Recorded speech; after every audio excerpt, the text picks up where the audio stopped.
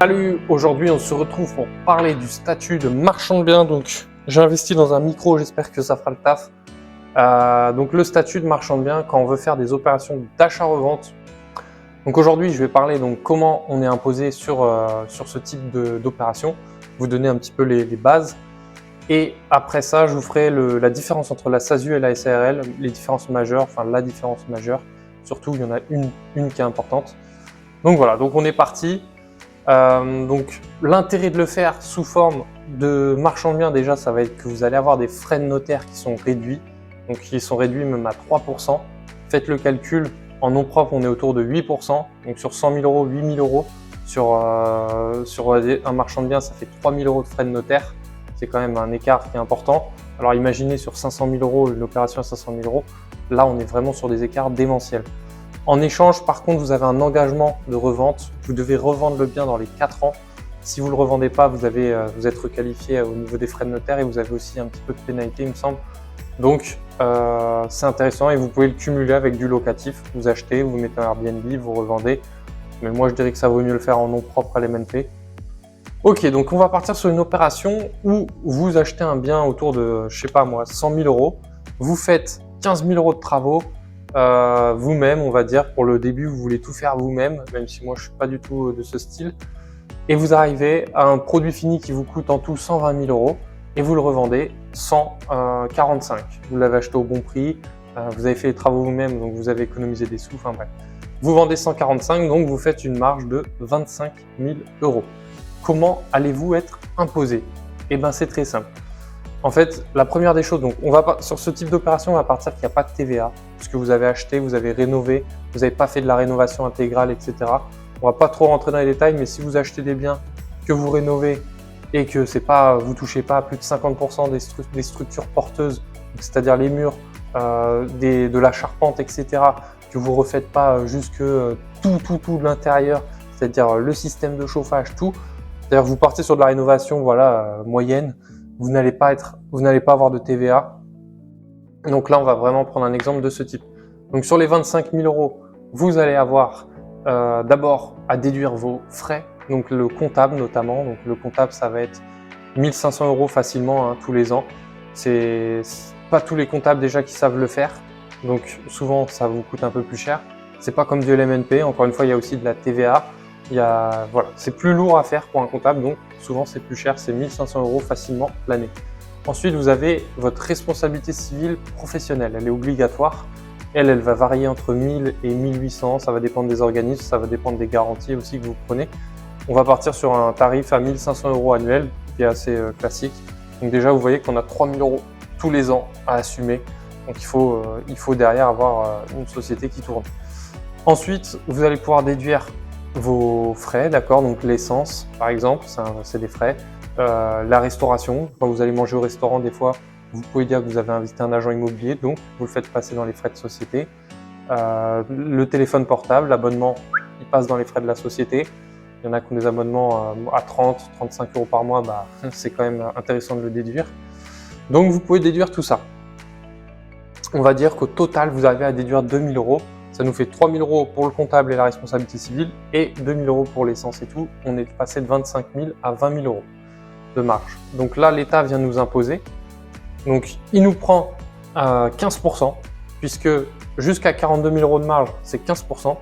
Donc ça fait dans notre cas 3 500 euros quand même, c'est beaucoup. Mais on n'a pas le choix. C'est bienvenu dans une dynastie. Donc, jusqu'à 42 000 euros de marge, c'est 15%, et au-delà de 42 000 euros de marge, vous êtes imposé à 25%. Attention à ne pas faire l'erreur, si vous faites 100 000 euros de marge, on ne vous prend pas 25% de 100 000, on vous prend au total on vous prend 21 000 euros, puisqu'il vous prend 15% du résultat entre 0 et 42 000. Moi je l'arrondis à 6 000, je me suis dit 0 à 40 000, 15% ça fait 6 000. Et ensuite, il vous prend 25% du résultat entre 42 000 et 100 000. Donc ça fait en tout, si vous faites le calcul, on sera autour de 21 000 euros. Donc il ne vous a pas pris 25%.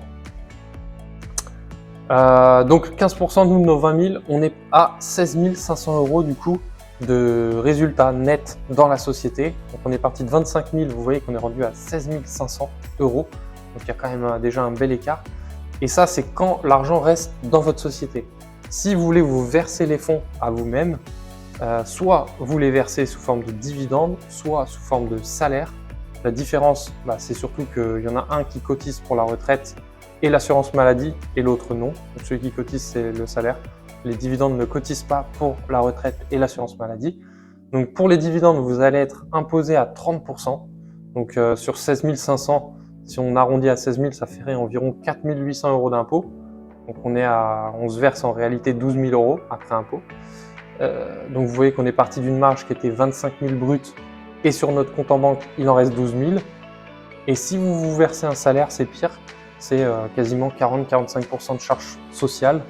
Et du coup, dans notre cas, là, ça ferait vous verser entre 10 et 11 000 €, je pense, ce qui n'est pas jojo. Pour une opération à 130 000, je ne sais plus à combien on était, 125 000, non? Bref.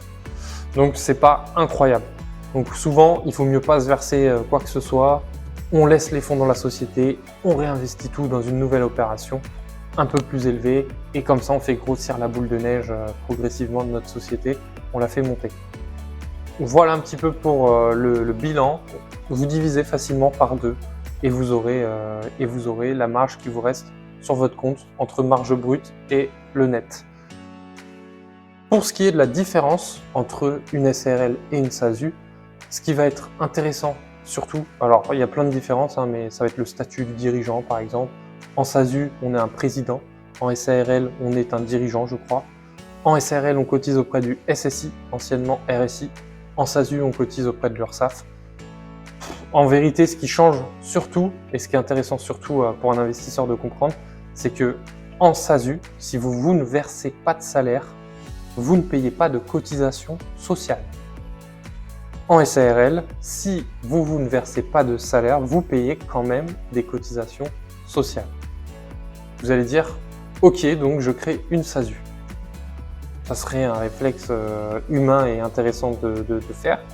Mais le truc, c'est que ça va un peu plus loin, c'est que si vous vous versez un salaire, un jour, vous comptez vous verser un salaire tous les mois, à salaire équivalent, la SARL coûte moins cher qu'une SASU. Donc en gros, encore une fois, ça en revient à être un peu visionnaire. Il faut que quand vous vous aventurez dans une activité, il faut se voir loin, d'accord ? Puisque est-ce que un jour vous comptez en vivre de cette activité ? Ou est-ce que c'est vraiment une activité complémentaire? Si par exemple actuellement vous êtes salarié, que ça vous convient très bien, que vous dites moi dans 20 ans je serai toujours salarié parce que ça me convient, vous allez devoir créer une SASU parce que vous ne comptez pas vous verser forcément de salaire. À Noël, des fois aux vacances, vous allez vous verser des dividendes pour aller faire kiffer soit votre famille, j'allais dire madame, mais kiffer vos proches, la famille, n'importe quoi, ou vous-même, il faut aussi se faire kiffer soi-même. Soit vous allez vous dire, moi, je compte quitter le salariat dans 2 ans, 3 ans. Ce qui est important, si vous vous fixez de quitter le salariat, c'est de se fixer une deadline. C'est de se dire, moi, je veux quitter le salariat à telle date. Il y a une phrase qui dit, un rêve défini par une date devient un objectif. Un objectif décomposé en plusieurs étapes devient un plan. Un plan accompagné par des actions devient réalité. D'accord ? Mais si vous dites, moi, un jour, je veux quitter le salariat, c'est pas assez précis. C'est à telle date, je veux quitter le salariat. Donc maintenant que je sais la date, qu'est-ce que je mets en place? Ok, ma stratégie, c'est ça. Maintenant, comment je peux atteindre ma stratégie? Si vous dites dans 3 ans, faites un plan année par année, combien d'opérations vous devez faire pour quitter le salariat, combien vous jugez de revenus suffisants pour quitter le salariat. Il y a plein de façons, bref. Donc quelqu'un qui voudra quitter le salariat, il aura plutôt intérêt à faire une SARL, peut-être direct, s'il envisage de quitter tôt, s'il envisage de quitter le salariat dans 10 ans, autant créer une SASU. Et quand il voudra vivre de sa société, il pourra faire une transformation en SARL. Ça coûte 3 000 € environ, donc il pourra le faire en tout cas. Voilà, mais en tout cas c'est important de vous voir sur du long terme, dans tous les domaines de la vie, je pense que c'est important. Et quand vous allez voir un comptable, vous lui dites pas bonjour monsieur, c'est quoi le mieux entre une SARL et une SASU? Non, il faut arriver, dire bonjour, moi je viens vous voir parce qu'actuellement je souhaite me lancer dans l'achat-revente, je suis père de famille, j'ai 2 enfants, on va en refaire peut-être d'autres avec ma femme. Actuellement je suis dans telle situation, je suis salarié, je gagne tant, je compte quitter le salariat dans 4 ans, j'aimerais acheter un jour à tel endroit. Enfin bref, essayez de lui donner un maximum d'éléments pour que lui il comprenne qu'est-ce qu'il doit vous conseiller. C'est important de l'aider et pas de dire c'est quoi le mieux entre ça et ça. Enfin bref. J'espère que ça vous servira et que c'est plus clair pour vous. Et puis n'hésitez pas à poser une question dans les commentaires ou quoi, j'y répondrai. Ciao!